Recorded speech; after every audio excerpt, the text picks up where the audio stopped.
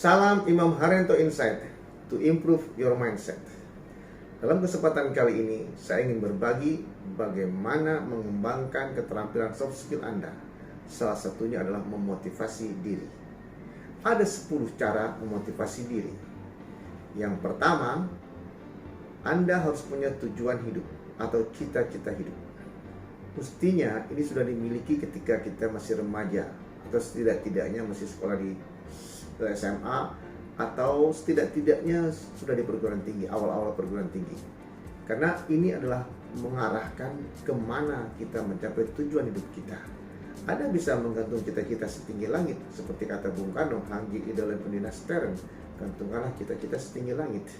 Anda mau menjadi presiden, Anda mau menjadi pengusaha yang berhasil, Anda mau menjadi diplomat, Anda mau menjadi jenderal, profesor, atau apapun cita-cita itu. Tapi itu harus sudah Anda tetapkan ketika Anda kuliah di perguruan tinggi. Dengan demikian, Anda akan lebih mudah mencapainya. Yang kedua, Anda harus punya sasaran jangka menengah. Sasaran ini haruslah realistis, rasional, dan terjangkau. Dengan demikian, Anda bisa melakukan tahapan-tahapan 5 tahun, 10 tahun, 15 tahun, dan 20 tahun yang Anda rancang untuk mencapai jangkauan jangka panjang tadi. Sehingga Anda melakukan langkah-langkah yang realistis, ya, langkah-langkah yang memungkinkan Anda mencapai cita-cita tersebut. Misalnya, kalau Anda ingin menjadi presiden, Anda harus mulai menyukai kelompok organisasi, sudah belajar memimpin organisasi, dan mulai bisa berpartisipasi di partai politik, sudah bisa mulai ikut-ikutan kampanye di partai politik, sudah bisa menjadi wali kota, bupati, kemudian gubernur, baru nantinya menjadi presiden. Semua itu adalah tahapan-tahapan yang realistis. Demikian juga ketika mau jadi pengusaha, Anda pun harus belajar dari pengusaha kecil, belajar dari kecil-kecil dulu, nanti menengah, kemudian bisa menjadi pengusaha yang besar. Jadi pada prinsipnya, itu semua adalah sasaran jangka menengah yang harus Anda capai. Yang ketiga, Anda harus menyadari bahwa semua target, semua pekerjaan itu mulai proses dan waktu. Jadi ini harus membuat Anda belajar sabar, ya, karena kesabaran itu akan menuntut Anda mencapai dengan pasti, pelan tapi pasti, tapi memang tujuannya jelas, ya. Dengan demikian Anda akan mencapainya dengan mantap. Yang paling penting juga ini mengajari kita kesabaran. Karena kalau kita tergerasa gurusu, terburu-buru, ingin cepat mencapai tujuan, kadang-kadang sering jatuh, sering terpleset, kadang-kadang sering terjerembab karena ulah kita sendiri. Oleh karena itu, sadarilah sebuah proses itu perlu waktu. Dan memang ini membuat kita harus belajar sabar. Yang keempat, Anda setidak-tidaknya untuk menjadi orang sukses harus belajar autobiografi orang-orang sukses. Sehingga carilah bukunya, pelajari mereka, baca buku-buku mereka. Bila perlu, kalau belum punya buku mereka, datangi mereka. Kalau orang sukses itu didatangi, diwawancarai, dicari dan digali. Mengapa bisa sampai sukses demikian? Namun di balik sukses itu Anda akan tahu bahwa begitu banyak cerita pahitnya, cerita kesulitannya, kesusahannya. Inilah menjadi pelajaran buat kita. Karena kita belajar dari orang sukses itu, ternyata banyak juga hambatan-hambatan, rintangan-rintangan yang bisa diatasinya hingga dia mencapai kedudukan seperti sekarang. Jadi, bacalah buku-buku autobiografi. Kemudian yang kelima, kita harus belajar dari kegagalan dan keberhasilan orang lain. Ini akan mengajari kita bagaimana kita mencari tahu orang itu bisa gagal. Bisa jadi kegagalan itu karena saatnya tidak tepat, karena pelaksanaannya atau implementasinya keliru, atau mungkin tidak terlalu diperlukan oleh sasaran marketnya atau sasaran target audiensnya, siapapun menjadi sasaran produk itu. Akibatnya gagal. Nah, kegagalan itu harus kita analisis. Bagaimana kita belajar agar kita tidak gagal apabila kita melakukan hal yang serupa.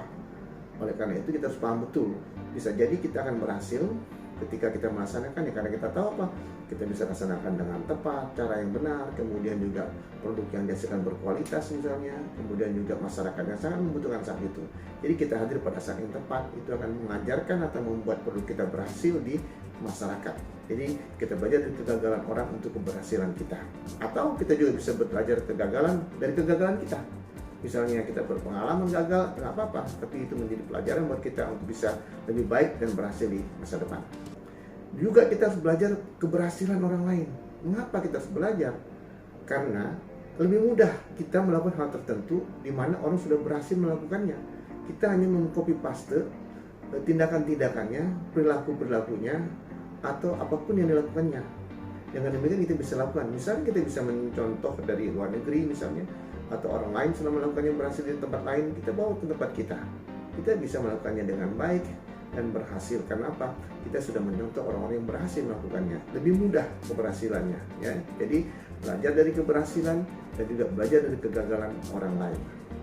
Yang keenam, kita harus terbiasa bergaul dengan orang-orang sukses. Mengapa? Karena dengan bergaul orang sukses itu akan banyak kita berinteraksi, bahkan banyak peluang-peluang tercipta, banyak kesempatan-kesempatan bisa kerjasama, kolaborasi, atau sinergitas satu dengan lainnya, saling mengisi satu sama lainnya, dan saling berbagi. Hal ini membuat kita dalam lingkungan yang nyaman, dalam suatu lingkungan di mana kita saling berinteraksi satu sama lainnya. Karena apabila Anda bergaul dengan orang-orang yang bermasalah, pastilah masalah yang akan Anda dapatkan. Jadi ini adalah pilihan-pilihan hidup. Oleh karena itu, pandailah bergaul dan bergaulah dengan orang-orang sukses. Ini akan mengantarkan Anda menjadi orang yang sukses juga. Yang ketujuh, kita harus berani mencoba. Seringkali orang gagal bukan melakukan sesuatu, tapi gagal tidak melakukan sesuatu. Tidak berani melakukan sesuatu karena dalam dirinya dihambat sendiri, digagalkan oleh dirinya sendiri. Misalnya, saya nggak mungkin berhasil, saya nggak bisa melakukan ini, aduh sulit buat saya. Hal-hal ini menjadi rintangan dalam dirinya sendiri. Bagaimana mau berhasil sementara mengontrol dirinya, mengontrol pikirannya, hatinya, dan perasaannya belum pandai, sehingga akan nggak pernah bisa mencoba. Oleh karena itu, berani mencoba. Bahkan akibatnya apa? Berani gagal. Memang risiko mencoba sesuatu adalah gagal. Kegagalan itu adalah pelajaran buat kita untuk menjadi pacuan atau menjadi suatu pemicu untuk bisa lebih baik lagi. Karena kita belajar di kegagalan untuk memperbaiki diri. Jadi harus berani mencoba untuk berhasil walaupun gagal awal-awalnya. Tapi itu akan banyak menjadi pelajaran atau menjadi cambuk untuk menjadi sukses. Karena banyak orang sukses berani mencoba dan seringkali gagal pada awal-awalnya. Ya, jadi nomor 7 itu berani mencoba. Yang kedelapan, ini kita bangun lebih pagi, kita berolahraga, dan juga kita tidur yang cukup atau istirahat yang cukup. Apa artinya? Mensana in corpore sano. Di dalam badan yang sehat terdapat jiwa atau pikiran yang sehat. Oleh karena itu kita harus menjaga keseimbangan tubuh kita, baik dalam raganya maupun non raganya atau jasmani dan rohaninya. Ini keseimbangan ini harus dijaga, dipelihara agar kita tetap semangat atau kita tetap dalam pacing yang pas untuk bisa melaju dengan baik, karena kesehatan kita mensupport, pikiran kita mensupport, hati kita juga bersih, perasaan kita juga wajar, sehingga semua hal ini mendukung kita untuk mencapai keberhasilan. Yang kesembilan, selalu mau belajar. Karena dalam hidup itu kita selalu belajar satu sama lain, baik belajar dengan orang yang salah, baik belajar dengan orang yang gagal, belajar dengan orang yang pintar, semua kita belajar terus dalam sebuah proses itu. Belajar itu untuk apa tujuannya? Itu tidak lain dalam meningkatkan kemampuan kita dalam melakukan sesuatu. Karena belajar itu akan mengajar kita juga keterampilan-keterampilan yang belum kita miliki. Kita mau terus belajar untuk meningkatkan keterampilan-keterampilan kita. Dan pada akhirnya apa? Kita belajar untuk menjadi ahli di bidang itu. Jadi kita jangan lupa, jangan menutup diri, tapi bukalah pikiran, bukalah hati, bukalah kemauan untuk selalu belajar. Karena dengan belajar itu Anda akan pasti lebih baik, pasti lebih mampu berbicara dengan baik, pasti lebih mampu tampil lebih baik, pasti lebih mampu mendelivery yang lebih baik. Karena apa? Anda selalu mau belajar untuk perbuatan dan berbuat lebih baik. Yang ke-10, kita adalah melakukan pekerjaan itu dengan konsisten, persisten, dan resistance. Apa artinya? Semua pekerjaan itu harus dilakukan berulang-ulang untuk menjadi ahli, berulang-ulang untuk terampil. Tidak ada pemain bola yang tanpa pelatih rutin. Tidak ada pemain golf berhasil tanpa berlatih rutin. Tidak ada pedagang yang berhasil tanpa belajar terus-terusan untuk berdagang apa dan sebagainya. Semua itu adalah berlatih dan berlatih. Melakukan tindak itu secara rutin dan rutin agar berulang-ulang terus. Itu namanya konsisten. Yang kemudian juga kita harus persisten. Apa artinya persisten? Kita harus gigih, harus semangat, harus passion, harus dengan seluruh jiwa dan raga kita berjuang untuk sesuatu, melakukan sesuatu itu. Karena apa? Kita harus persembahkan yang terbaik apa yang kita bisa lakukan. Do the best what you can do. Jadi lakukan hal yang terbaik yang bisa Anda lakukan. Karena ini adalah persembahan kita menggunakan seluruh jiwa, pikiran, hati, dan perasaan serta tenaga kita. Dan terakhir itu adalah resistance. Kenapa kita perlu bertahan, punya daya tahan? Karena kalau nggak daya tahan, cepat sekali kita bosan, merasa lelah, merasa letih, merasa tidak semangat. Oleh karena itu kita harus punya jiwa semangat yang resistance. Karena kita tahu tadi ada tujuan yang tak utama, yang lebih penting, yang jauh itu. Itu kita tujuan sampai di sana perlu daya tahan yang kuat.